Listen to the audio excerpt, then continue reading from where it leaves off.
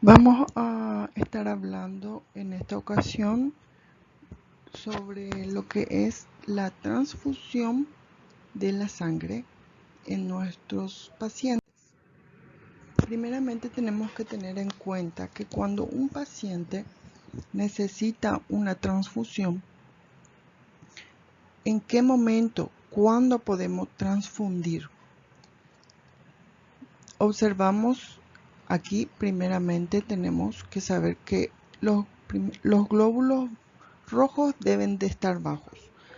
O sea, que nuestro paciente tiene que presentar esos índices en donde nosotros diagnosticamos que tiene una anemia, hay una deficiencia de hierro en el mamífero, tiene esas características de microcíticas de una anemia, en donde que estamos queriendo decir, donde hay hemorragia, gran cantidad de pérdida de sangre, también en donde hay una hemólisis, en donde se pierde mucha sangre. En esos casos, cuando los glóbulos rojos o eritrocitos están bajos, entonces consideramos que debemos de transfundir al paciente. Cuando la hipoxemia sea severa, ¿a qué nos referimos? Entonces, que no hay ese traspaso de dióxido de carbono a oxígeno. Entonces, ¿por qué? Justamente porque hay una pérdida de glóbulos rojos, quien es el encargado donde contiene la hemoglobina, y entonces existe esa relación fisiológica importante con el oxígeno. Entonces, ese paso de los eritrocitos, en donde existe donde tiene las condiciones y existe se convierte y el paso de dióxido de carbono a oxígeno, entonces tenemos que también tener en cuenta lo que es para la transfusión al paciente. ¿Cuál otro punto a considerar? En la biología no existe una regla matemática. Entonces, tenemos que tener en cuenta el poder observar bien al paciente, tomarle todos los datos, realizar exámenes complementarios como un hemograma, observar las mucosas, en qué condiciones están, qué color presenta. Todo eso tenemos que tener en cuenta. El tipo de anemia. ¿Qué tipo de anemia? Considerando la baja cantidad de glóbulos rojos. Bueno, si es una anemia aguda, si es una anemia crónica que ya lleva varios días, en este caso habíamos hablado de la hemólisis, entonces puede existir una anemia crónica o una hemorragia muy pequeña por alguna patología, entonces también se puede volver crónico. Y otro tipo de anemia, que si es normo o hipovolémica versus hipovolémica, una normo versus hipovolémica, ese tipo de anemia también tenemos que tener en cuenta para transfundir al paciente, que sea regenerativa o no regenerativa. Sabemos que cuando tenemos una anemia regenerativa es un tipo de anemia que tiene un buen pronóstico para el paciente, y no regenerativa es la descripción. La clasificación de la sangre, hablamos de eritrocitos que presentan en su membrana estas estructuras especiales y determinada genéticamente llamada antígeno. También están los cuerpos, el cuerpo que usa para estos anticuerpos en donde se unen a estos antígenos y por ende existe inmunotolerancia frente a los antígenos propios. La determinación, como ven en estas tres imágenes, existen pruebas de diagnóstico rápido para identificar al perro o al gato en su tipo de sangre. Debemos saber que existen varios tipos de sangre y con esta prueba rápida podemos identificar si va a recibir esta transfusión y no va a reaccionar el paciente. ¿Qué tipo de sangre es? Es muy importante tener en cuenta. La terapia intravenosa con sangre completa o productos sanguíneos se dividen en sangre completa, son todas aquellas que no han sido separadas de varios productos. Y los productos sanguíneos, hablamos entonces de los componentes sanguíneos y derivados de la sangre. Estos componentes sanguíneos más frecuentemente usados son eritrocitos concentrados y plasma, derivados de la sangre que son productos proteicos sanguíneos. Hablamos de la solución de la albúmina, la inmunoglobulina 4 y los concentrados de los factores específicos.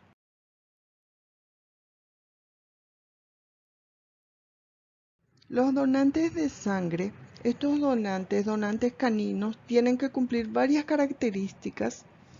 Por ejemplo, debe de tener un carácter bastante amigable, o sea, que se pueda tratar con él, que no sea agresivo, que tenemos que buscar que el paciente donante esté tranquilo para que esto también tenemos que tener en cuenta, debe ser grande, por eso se habla de una raza grande, porque debe tener un peso realmente el paciente, un peso corporal normal.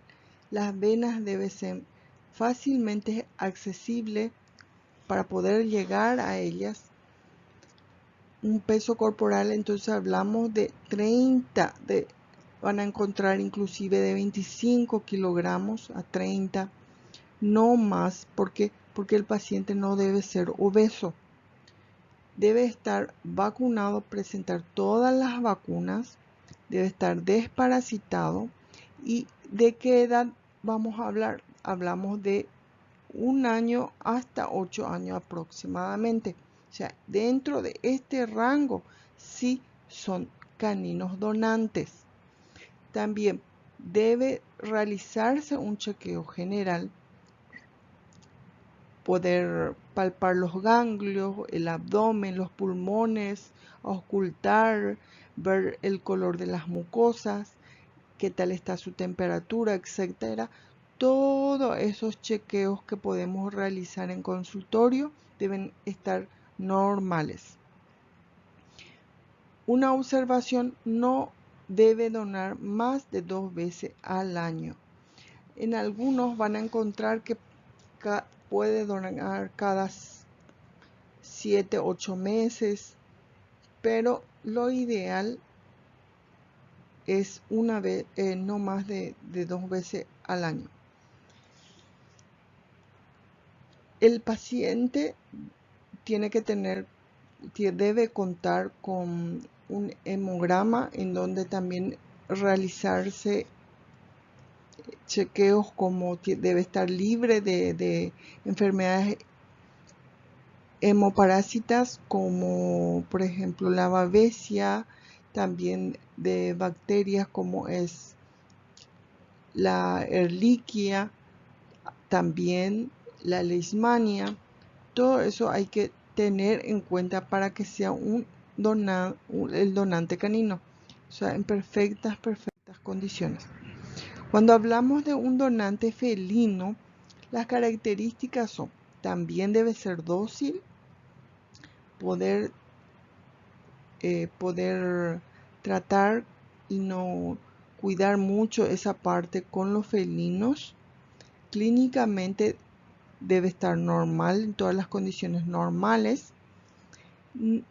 Cuando hablamos de tamaño, se habla de 4,5 kilogramos, sería lo ideal realmente, preferiblemente que sea macho y no por su mayor tamaño. Sabemos que los felinos hembras son más finos, más delgados. ¿Puede mi mascota ser donante de sangre? Si tiene, entonces, entre 1 a 8 años, hablamos de las dos especies, debe estar sano, no poseer todas esas enfermedades de sangre u otras enfermedades. Justamente por eso debe estar vacunado, desparasitado. El peso ideal en felinos 3,5, 4,5. En caninos entre 25 a 30 kilogramos, no debe ser más de eso, no debe estar obeso.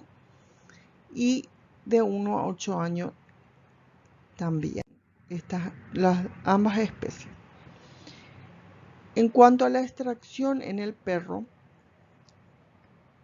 ¿cuáles son las condiciones?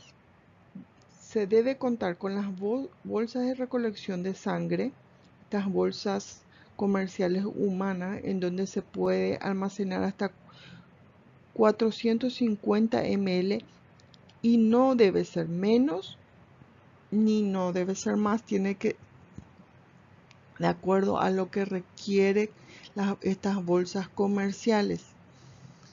Porque presenta los anticoagulantes y demás justamente para esta cantidad de sangre. El punto de extracción, tenemos la vena yugular, los animales de decúbito lateral, la bolsa se mantiene más bajo que el paciente, como ven aquí, como se puede observar, y esto para que pueda fluir por gravedad y en agitación continua. O sea, hay que mecer de un lado a otro continuamente, no agitar, sino de un lado. Y luego, en cuanto al laboratorio, hay que realizar un chequeo de la sangre, ALT, creatinina, un frotis sanguíneo para poder observar que no tenga hemoparásitos y lo que sean todos estos rangos normales del paciente donante. En los grupos sanguíneos se habla que estos están definidos por antígenos heredados sobre todo en la superficie de los eritrocitos. Cuando hablamos, ¿se acuerdan que habíamos hablado de test rápido? En esta presentación también existen en estas presentaciones comerciales. Y para saber qué grupo de qué grupo son en las especies, tanto caninos como felinos. El grupo sanguíneo de los caninos están clasificados mediante sistema DEA, con la sigla DEA, que quiere decir, es una sigla en inglés que es antígeno eritrocitario del perro.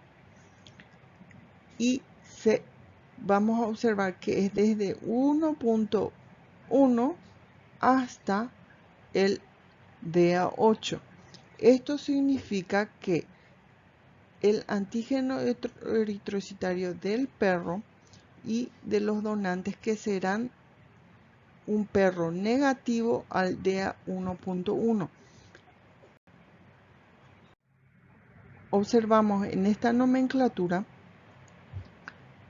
todos los DEAs y la nomenclatura antigua. Entonces, si encontramos algún libro de transfusión con esta nomenclatura, ahora en este momento sabrán el por qué. Pero el test rápido, entonces, es para observar que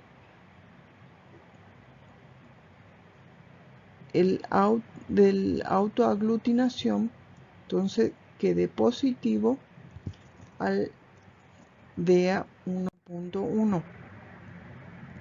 Y lo mismo pasa en los gatos. También podemos encontrar un test rápido en gatos porque es mucho más corto los grupos A, B y AB. O sea, grupo A, grupo B y grupo AB. La extracción en gatos. La sangre en la vena yugular. Esto utilizamos una jeringa de 20 ml y por cada un ml por cada 9 ml de sangre extraída.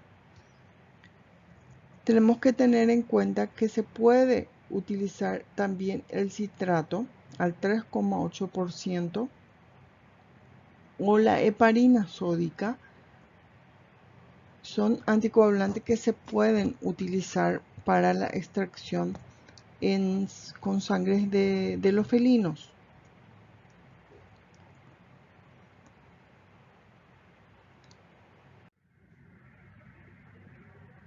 Entonces, el grupo sanguíneo que es A, el grupo B, y existe un grupo A y AB, y existe un grupo con un mucho menor porcentaje, el grupo C, y el que es más común y un mayor porcentaje es el grupo A. Tenemos aquí imágenes que podemos observar. El grupo A, casi todos los siameses. Grupo B, persa, birmano, devon rex. Tenemos el grupo C, que son en menor cantidad, como habíamos dicho, menor porcentaje, pero son las razas que pueden presentar este tipo de grupo. Las reacciones por incompatibilidad de estos grupos sanguíneos en felinos: el donante, ninguna, cuando es grupo A; grupo B y B, ninguna.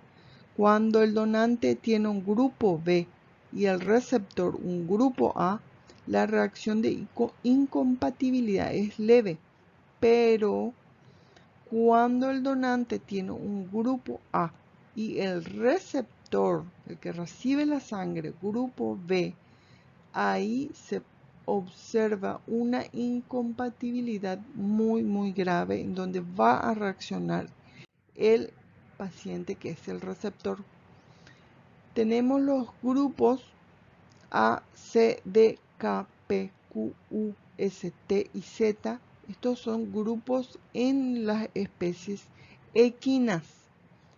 Tenemos que tener también, luego tenemos los bovinos, los siguientes grupos que vemos aquí, que vamos observando. Las cabras. Cada especie tiene su grupo. Ovinos. ¿Y qué tenemos que tener en cuenta en cuanto a indicaciones de las transfusiones? Primero, la reposición de los glóbulos rojos en caso de anemia, la reposición de proteínas plasmáticas cuando hablamos de factores de coagulación, albúmina y otras proteínas plasmáticas, y la reposición de plaquetas. Entonces, las pruebas cruzadas existen dos: la prueba mayor y la prueba menor. La prueba mayor habla de receptores que poseen anticuerpos frente a los antígenos eritrocitarios del donante, y cuando hablamos de una prueba menor, se habla de pruebas si el plasma del donante posee anticuerpos frente a antígenos de los eritrocitos del receptor. En cuanto a extracciones y el manejo de la sangre, se puede realizar una sedación. Esta sí es necesaria, especialmente en los felinos. Evitar fármacos que produzcan hipotensión o bradicardia. Utilizar bolsas comerciales simples o de doble o bolsas triples. El tratamiento de las muestras: hablamos de componentes, almacenamiento e indicaciones. Los de sangre completa fresca, su almacenamiento hasta 4 horas. En caso de las indicaciones anemia, hipovolemia, trombocitopenia. Cuando hablamos de componentes como la sangre completa almacenada, se habla de 30 días de almacenamiento y las indicaciones anemia y hipovolemia. Cuando hablamos de componentes como concentrado de hematíes, se puede almacenar hasta 30 días y las indicaciones en caso de anemia. Cuando hablamos de componentes como plasma fresco congelado, hablamos de 1 año y una hipoproteinemia. La administración de las transfusiones, estas sí son refrigeradas de un 37 grados en un baño María, nunca más de eso, durante una transfusión de sangre del plasma y debe mantenerse a 30 a 35 grados centígrados. Durante la administración de la sangre no debe mezclarse con ningún fluido que contenga calcio y solo mezclar con el dióxido. Bueno, volumen de para administrar. Hablamos entonces y habíamos hablado cuando hay una sangre completa o concentración de glóbulos rojos, esto en caso de anemia y no hipovolémicas, transfundir.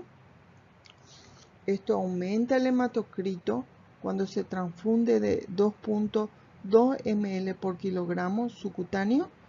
Si hay un aumento también de hematocrito al 1% cuando se transfunde de 1 ml por kilogramos. Y también hablamos de controlar los hematocritos antes de la transfusión y luego de la transfusión, pero una vez que pase entre 1 a 2 horas después de la misma. Entonces de esa manera se puede controlar.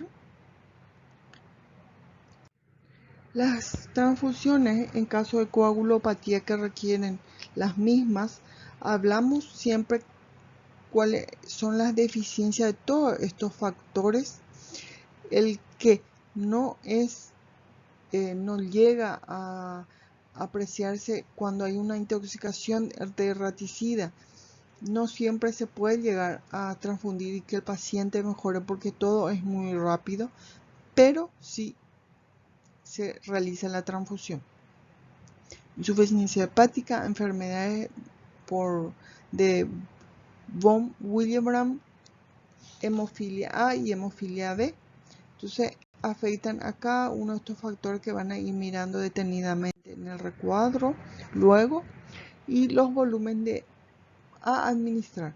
Cuando hay un concentrado de plaquetas, la dosis es de 1 unidad por cada 10 miligramos de peso y la vida media de las plaquetas transfundidas son de 3 a 5 días.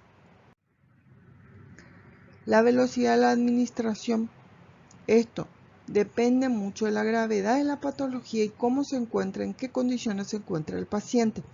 Las anemias normovolémicas se habla de 3 ml por kilogramo de peso por hora durante los 30 primeros minutos. Si no existen reacciones adversas, se aumenta de 5 a 10 ml por kilogramo por hora el resto de la transfusión. El periodo máximo de transfusión es hasta 4 horas y hay que tener en cuenta en caso de shock hipovolémico hasta 20 ml por kilogramo por hora o más si fuese necesario. En caso de una cardiopatas o esto no supera, se habla de 2 a 4 ml por kilogramo por hora. Siempre hay que monitorear al paciente hasta 2 horas después de la transfusión. Hay que observar los pulsos, la frecuencia cardíaca, la frecuencia respiratoria, la temperatura del paciente, el color de las mucosas y el llenado capilar, el tiempo del llenado capilar. Las reacciones adversas, ¿cuáles se pueden encontrar? Reacciones inmunomediadas y las no inmunomediadas. ¿Cuáles son reacciones hemolíticas agudas que aparecen entre las 1 a 2 horas después de la transfusión, y las reacciones hemolíticas retardadas que aparecen entre 3 a 15 días post transfusión. También hay que tener siempre en cuenta y advertirle a los tutores de los pacientes. Estas reacciones adversas no inmunomediadas son alteraciones de los productos sanguíneos durante la extracción y el almacenaje, la administración de los volúmenes y la velocidad excesiva, la concentración con microorganismos por un mal manejo y la hipocalcemia por exceso de anticoagulante en la sangre transfundida. Las indicaciones: tenemos todo tipo de anemia, las deficiencias, los factores de la coagulación hipoproteína, la hematofilia, cuando hablamos de enfermedades como ya que habíamos mencionado de von Willebrand, y la hipofibrinogenia. Bueno, es así. Todo esto hay que tener en cuenta, el volumen en cada indicaciones y el producto.